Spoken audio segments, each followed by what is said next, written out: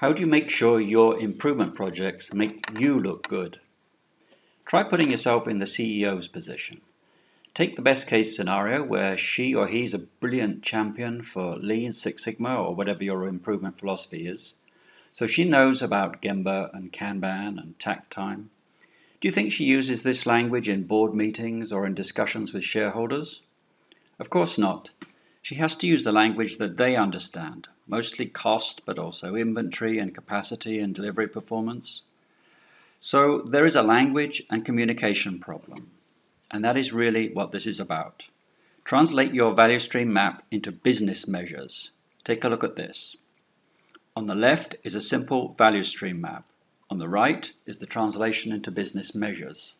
It's live, so when you change the figures on the value stream map, the business measures change to a future state, like this, or this, or this, or this.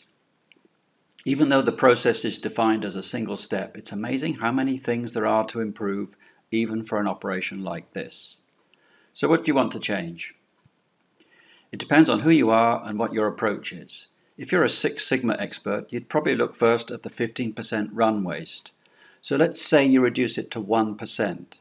That saves about 11% of unit cost. That's 42 cents in this case.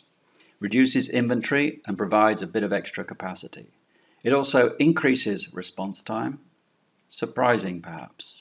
Can you think why? Takes a bit too long to explain here. I'll make another video about that. Or maybe you're into Lean. You'll focus on reducing response time. Takes a bit of explaining exactly how it's defined. I'll do that in another video. But the way I define it, it's a measure of your operations ability to always supply. So what reduces response time? How about reducing batch size? Get a bit closer to one-piece flow. Let's reduce batch size by a half. This reduces response time by a lot. However, it makes everything else worse. Unit cost is up 13%. That's 50 cents. So you're going to have to do something else to mitigate that. How about looking at fixed batch waste? This is material used up to get the line running smoothly at the start of the batch, or it might be a quality control regime. If you could reduce it from 300 to 120, you can make everything improve, or at least not get any worse.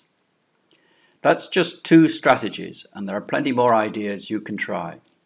Click the download button and get this model I've been showing you to try some ideas for yourself.